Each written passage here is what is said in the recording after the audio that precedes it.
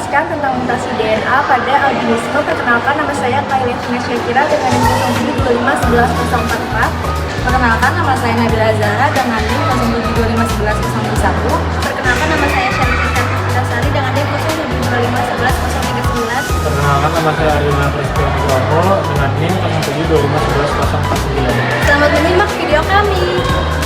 Albinisme dari bahasa Latin albus yang berarti putih adalah sekelompok kondisi herediter yang berhubungan dengan penurunan atau tidak adanya melanin pada jaringan yang berasal dari eksoderm, terutama kulit, rambut, dan mata, yang menghasilkan pucat yang khas.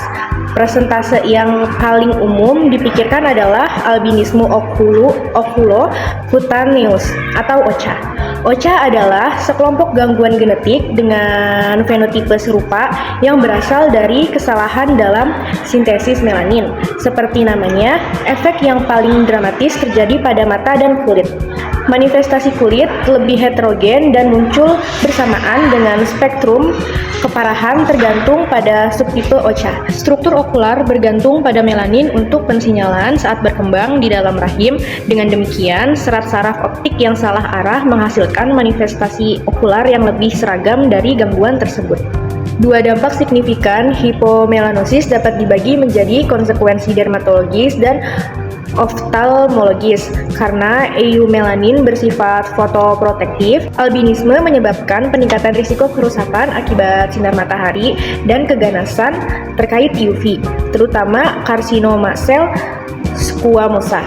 Melanin bertindak sebagai penginduksi dan pengatur pembentukan fovea, saraf optik, traktus optik, dan korteks visual dalam rahim. Pada albinisme, fovea gagal berkembang sekuat normal dan bersifat hipoplastik atau bahkan tidak ada. Melanin di dalam rahim memberi isyarat migrasi serabut saraf optik yang sedang berkembang. Beberapa persilangan serabut saraf dari masing-masing mata di kiasma optik ke lobus occipital kontrateral diperlukan untuk penglihatan binokular. Namun, pada albinisme, beberapa akson yang berasal dari sel ganglion retina secara keliru memproyeksikan ke nukleus genikulat lateral dorsal hemisfer kontralateral. Ini berarti peningkatan persilangan serat optik. Serat saraf yang salah arah dari organ penerima atau mata ke organ persepsi atau otak semakin berkontribusi pada defisit penglihatan binokular yang bermanifestasi sebagai strabismus. Lobus occipital pada albinisme juga menunjukkan penurunan girifikasi atau diduga disebabkan oleh kurangnya input foveal dan peningkatan ketebalan kortikal yang terlokasi. Temuan terakhir ini juga ditemukan pada subjek yang buta sejak lahir. Singkatnya, ketiadaan melanin sepenuhnya atau bahkan sebagian defisiensi melanin dalam kandungan menyebabkan malformasi struktur okular dan kesalahan arah jalur optik serta menciptakan banyak masalah intraokular dan ekstraokular yang tidak dapat dipulihkan. Ketajaman visual biasanya berkisar antara 20/60 hingga 20/400.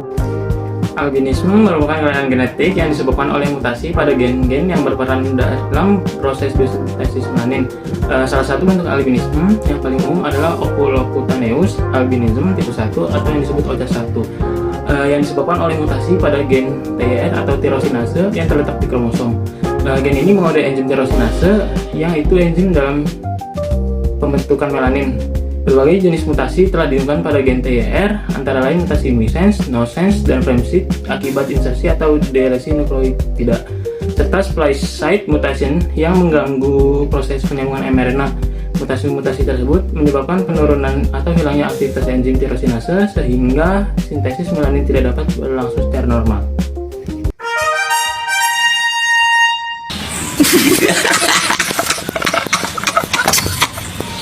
Gen TYR berfungsi mengode enzim tirosinase yang berperan sebagai enzim pembatas laju dalam proses pembentukan melanin. Enzim ini mengkatalisis perubahan L-tirosin menjadi L-dopa dan L-dopa menjadi dopaquinon, yang selanjutnya membentuk eumelanin dan pheomelanin. Melanin berfungsi memberi warna pada kulit, rambut, dan mata, melindungi tubuh dari radiasi sinar UV, serta berperan penting dalam perkembangan retina dan fungsi penglihatan. Mutasi pada gen tirosinase dapat menyebabkan albinisme, gangguan pigmentasi, serta kelainan mata seperti nystagmus, fotofobia, dan penurunan ketajaman penglihatan. Done!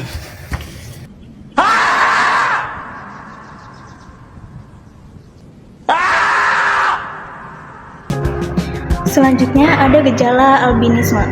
Kekurangan melanin pada albinisme akan mempengaruhi warna kulit, rambut, mata, dan fungsi penglihatan.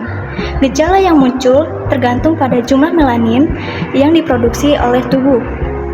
Umumnya, albinisme ditandai dengan hipopigmentasi di kulit. Meski begitu, pada beberapa kasus warna kulit dan rambut penderita albinisme nyaris sama dengan orang tua atau saudaranya yang normal. Tanda dan gejala albinisme sesuai bagian tubuh yang terpengaruh adalah sebagai berikut.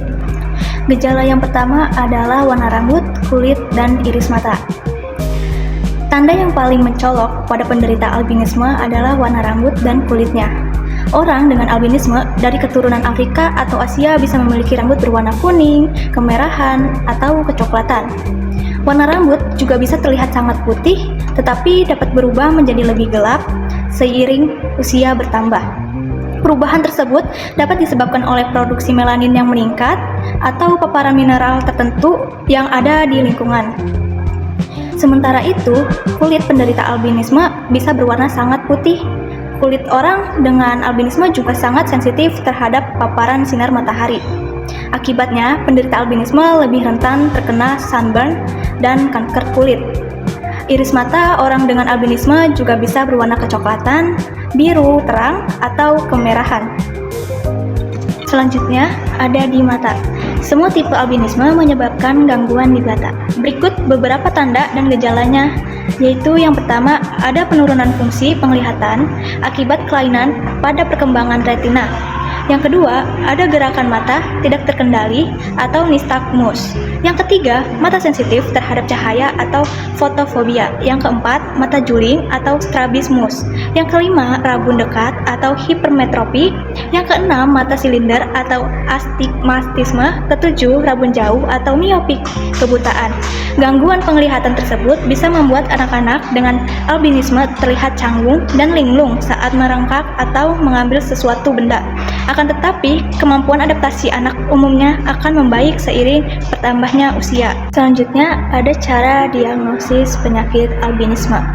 Untuk mendiagnosis albinisme, dokter akan melakukan pemeriksaan fisik dengan melihat kelainan pada warna rambut, kulit, dan iris mata pasien. Dokter juga akan melakukan elektroretinografi, yaitu pemeriksaan untuk mendeteksi gangguan di mata yang terkait dengan albinisme.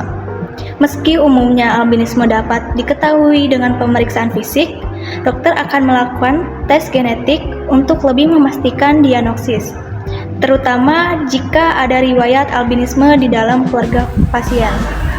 Dan penerangan selanjutnya itu adalah di bagian relevansi farmasi albinisme. Peran farmasi sangat krusial dalam pandangan albinisme, mulai dari pengembangan produk khusus seperti penggunaan tabir surya. Penggunaannya dapat digunakan pada SPF kurang lebih di atas atau di bawah 50, serta dapat melindungi kulit atau mata yang aman, hingga pemilihan terapi yang tepat, serta penghindaran obat yang dapat pemicu fotosensitivitas. Selain itu, bidang ini juga berperan dalam riset terapi baru seperti nitisinone, terapi gen, dan pengatur sintesis melanin, serta memberikan edukasi penggunaan produk, kolaborasi tim kesehatan, dan menjamin akses alat kesehatan yang dibutuhkan.